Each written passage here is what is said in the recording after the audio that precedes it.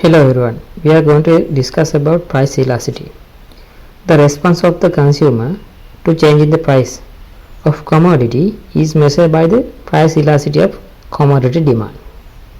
The responsiveness of changes in quantity demanded due to the change in price referred to as price elasticity of demand. The price elasticity of demand is measured by dividing the percentage change in quantity demand by the percentage change in price. Delta QD percentage divided by delta P percentage. This is the main components. But when we calculate demand elasticity, we have two methods. First one is point elasticity calculation. Second one is arc elasticity calculation. This point elasticity calculations, on the other hand, we can see in the screen ED, that means elasticity of demand, equal delta QD divided by delta P over P divided by Q. This used to calculate the elasticity of demand at one price or given price or zero change in price. The second one is arc elasticity. Arc elasticity equation is ED equal delta QD divided by delta P over P1 over P2 divided by Q1 over Q2. That P1 is price of the point 1, P2 is price of the point 2, Q1 is quantity of the point 1, Q2 is quantity of the point 2. This calculation can be used curve shape demanded situation. That calculations and calculate elasticity value between two prices and two quantity. Okay, let's take an example for elasticity calculation. The first point is elasticity calculation. We are going to calculate the point elasticity of this according to this demand schedule. Equation is ED equal delta QD divided by delta P over P divided by Q. According to this demand schedule, delta QD is 200. According to this demand schedule, delta P is 5.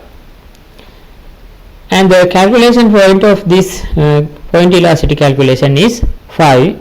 At that point, demand quantity is 1000. According to the point elasticity equilibrium, in that point calculation answer is 0.2. On the other hand, we are going to calculate the arc elasticity calculation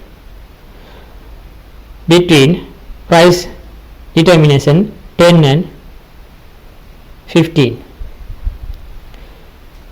This calculation equation is ED equal to delta QD divided by delta P over P1 over P2 divided by Q1 over Q2. On the other hand, this can be identified as the P1 is 10, P2 is 15, Q1 is 800 and Q2 is 600. Finally, we can take the coefficient value of this calculation, elasticity calculation, that is 32. Then you can understand the difference between arc elasticity and point elasticity. Perfect inelastic demand. The quantity demanded does not change regardless of the percentage change in price. Demand curve always parallel line to the price line. Coefficient always take value equal to 0. Inelastic demand.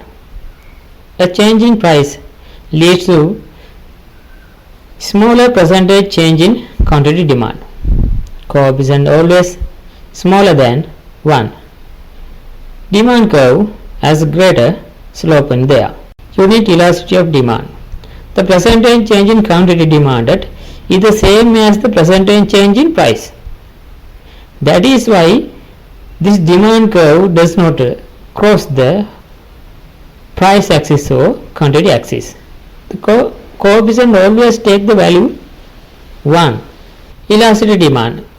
A small percentage change in price lead into large change in quantity demand. Coefficient always take greater than 1. Demand curve always smaller slope in there. Perfect elasticity demand.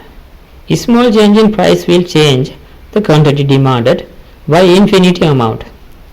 Coefficient always take infinity.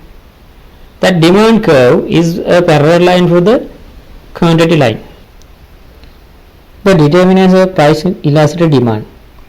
The exact value of price elasticity demand for a commodity is determined by wide variety of factors. The two factors considered by economists are the availability of substitutes and time. The better the substitutes for a product, the higher the price elasticity of demand. The longer the period of time, the more of the price elasticity demand for the product. The price elasticity of necessary good will have lower elasticity than luxury goods. Let's take a look at the factors for determining for the elasticity demand, price elasticity demand. First one is nature of the commodity. That means the demand for necessary is inelastic because the demand does not change much with the change in prices. But the demand of luxuries is inelastic in nature. That means luxury good elasticity is elastic in nature. The second one is extent of use. A commodity having variety of uses have a comprehensively elastic demand. Third one is range of substitutes. The commodity which has more number of substitutes has relatively elastic demand. A commodity with few substitutes has relatively inelastic demand. Fourth one is income level. People with high income are less affected by the price change than people with low income. Fifth one is proportion of income spent on the commodity. When a small part of the income is spent in the commodity, the price change does not affect the demanded, therefore the demand is inelastic in nature. Sixth one is agent of demand. The demand for the certain commodities are highly inelastic because of cannot postpone its purchase. For example, medicine for any sickness should be purchased and consumed immediately. Seventh one is durability of commodity. If commodity is durable, then it is used in for a long period. Therefore, elasticity of demand is high.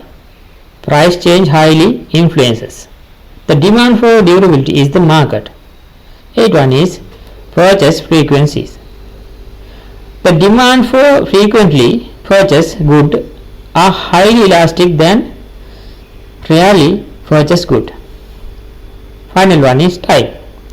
In the short run demand will be less elastic, but in the long run demand for commodities are more elastic.